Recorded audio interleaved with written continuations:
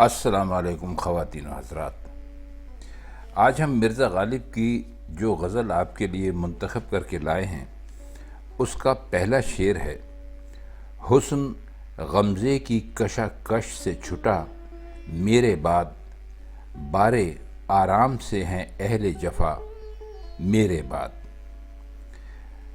غمزہ کہتے ہیں، اس کے جو لغوی معنی ہیں وہ ہیں آنکھوں کا اشارہ، مطلب کہ محبوب کی دل فریب ادائیں جن سے وہ عاشقوں کو اور زیادہ اپنا عاشق بنا لیتے ہیں۔ اور کشاکش کہتے ہیں کھینچ تان کو، اور اہل جفا کا مطلب ہوتا ہے ظالم۔ یہاں پر محبوب مراد ہے ان کی اس سے۔ تو وہ یہ کہتے ہیں کہ میں دنیا سے رخصت ہو گیا، اب حسن یعنی حسینوں کے ناز و ادا کے کمالات دکھانے کا کوئی موقع نہیں رہا، یعنی حسن کو غمزے اور نخرے کے لیے جو کچھ اہتمام کرنا پڑتا تھا اب اس کی ضرورت ختم ہو گئی۔ غمزے کے لیے اب کھینچ تان یا کشاکش کی ضرورت ہی باقی نہیں رہی، اور اسے اس تمام کوشش سے فرصت مل گئی۔ تو بارے کہتے ہیں مقام شکر ہے کہ محبوبوں اور حسینوں کو آرام مل گیا، کیونکہ میرے بعد ناز و ادا کے جو ظلم ہیں ان کو بڑھانے والا اور کوئی نظر ہی نہیں آتا۔ تو شعر میں یہ قابل غور نقطہ یہ بھی ہے کہ غمزے کے لیے کوشش سے فراغت جو تھی وہ صرف حسینوں تک محدود نہیں رہی، جس پر غالب خود عاشق تھے، بلکہ پورے عالم حسن کو اس کشاکش سے نجات مل گئی اور تمام حسینوں کو آرام حاصل ہو گیا۔ گویا حقیقی عشق کا حامل محض ایک شخص تھا، اس کا نام غالب تھا، اور اس کے سوا کسی میں محبت کے یہ جو تمام لوازم ہوتے ہیں ان کو پورا کرنے کی صلاحیت ہی موجود نہیں تھی۔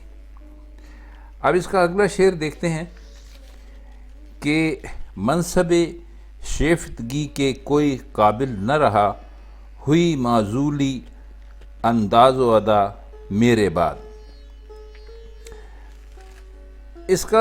اس میں کوئی خاص مشکل لفظ تو ہے نہیں۔ منصب آپ جانتے ہیں کہ کہتے ہیں کہ کسی عہدے کو، اور معزولی کہتے ہیں کسی کو کسی عہدے سے ہٹا دینے کو۔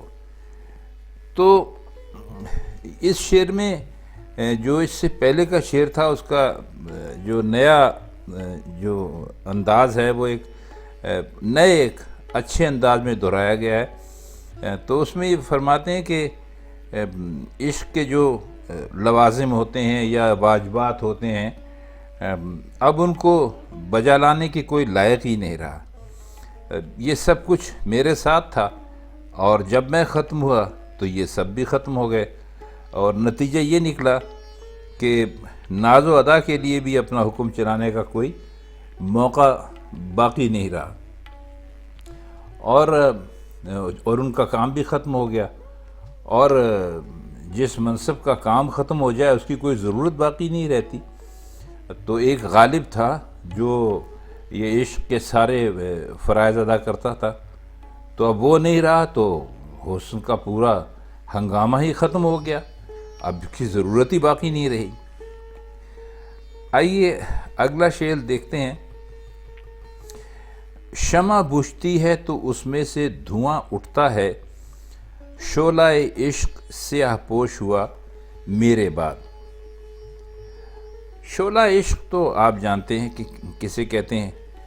اصل میں تو یہاں پر جو شعلہ عشق سے جو محبت کی آگ سے ان کی مراد ہے، اور یہ بات بھی سچ ہے کہ جب تک شمع جلتی رہتی ہے اس کی لو جو ہے، شعلہ جو ہے، اس کا رنگ سرخ ہوتا ہے، اور کہتے ہیں کہ جب شعلہ عشق ہی نہیں رہا تو اس میں سے دھواں نکلنے لگا جو سیاہ رنگ کا ہوتا ہے، تو وہ میرے بعد کالا ہو گیا۔ سیاہ پوش کہتے ہیں کالا لباس پہننے والے کو، یا جو کالے لباس میں ہو، سیاہ لباس، تو یہ عموماً غم کے وقت میں یہ لباس جو ہے یہ پہنا جاتا ہے۔ تو وہ کہتے ہیں کہ جب شمع بجھتی ہے تو اس میں سے دھوئیں کی لہر اٹھتی ہے، تو اس سے انہوں نے یہ نتیجہ نکالا کہ شمع کے بجھنے پر اس کے شعلے نے بھی سیاہ رنگ کا سوگواری کا یا ماتمی لباس پہن لیا۔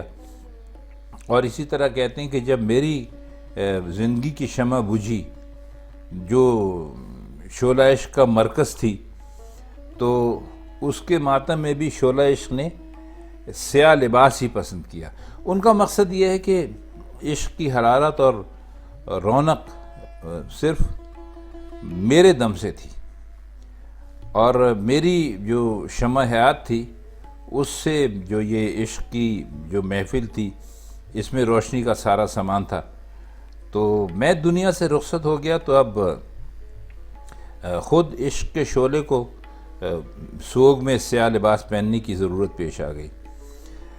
شمع کا جلنا بجھنا روزانہ لاکھوں آدمی دیکھتے ہیں، مگر ایسا مضمون تو صرف غالب ہی پیدا کر سکتے ہیں۔ تو اس سے ثابت ہوتا ہے کہ ان کا جو مشاہدہ تھا وہ کس قدر سچا اور کس قدر کہنا چاہیے کہ حقیقت کے قریب تھا۔ اگلا شعر ہے کہ خوں ہے دل خاک میں احوال بتاں پر، یعنی ان کے ناخن ہوئے محتاج حنا میرے بعد۔ احوال بتاں کہتے ہیں بتوں کا حال، یعنی محبوب جو ہوتے ہیں ان کا حال احوال، اور حنا کہتے ہیں مہندی کو۔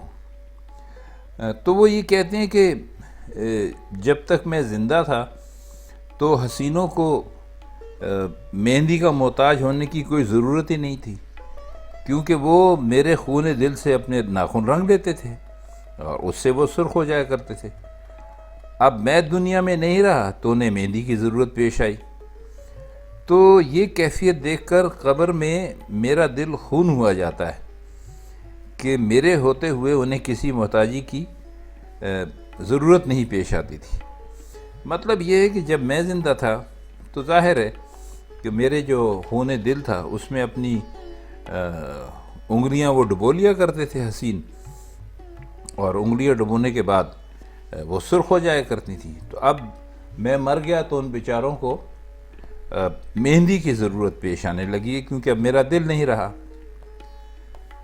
اچھا، اس کا آخری شعر ہے، آئے ہے بے کسی عشق پہ رونا غالب، کس کے گھر جائے گا سیلاب بلا میرے بعد۔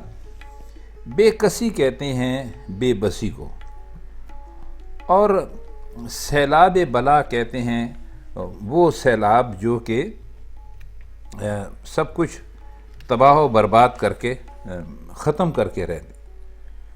تو وہ کہتے ہیں کہ غالب جب تک میں زندہ ہوں میں عشق کے سیلاب بلا کو سنبھالے بیٹھا ہوں، لیکن جب میں مر جاؤں گا تو یہ سیلاب پتہ نہیں کس کے گھر کا رخ کرے گا، اور کوئی مجھے تو ایسا گھر نظر نہیں آتا جو اس کو سنبھال سکے۔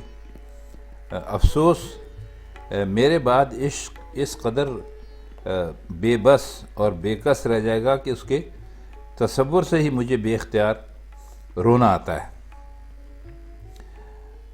تو مرزا غالب کی جو غزل ہے یہ ہے تو طویل، لیکن ہم نے اس میں سے چند منتخب اعشار کے معنی آپ کی خدمت میں پیش کیے ہیں۔ تو ہمیں امید ہے کہ اب چونکہ اس کے کچھ اشعار رہ گئے ہیں تو آپ جب وہ باقی اشعار پڑھیں گے ان اشعار کے معنی اور اس کے جو ہم نے مطالب بیان کرنے کی کوشش کی ہے اس کی روشنی میں، تو آپ کو انشاءاللہ یہ پوری غزل بہت اچھی طرح سمجھ میں آ جائے گی۔ تو آج کی محفل میں بس اتنا ہی، آپ سے انشاءاللہ غالب کی کسی اور غزل کے ساتھ کسی اور محفل میں پھر ملاقات ہوگی۔ تب تک کے لیے ہم آپ سے اجازت چاہتے ہیں۔ خدا حافظ۔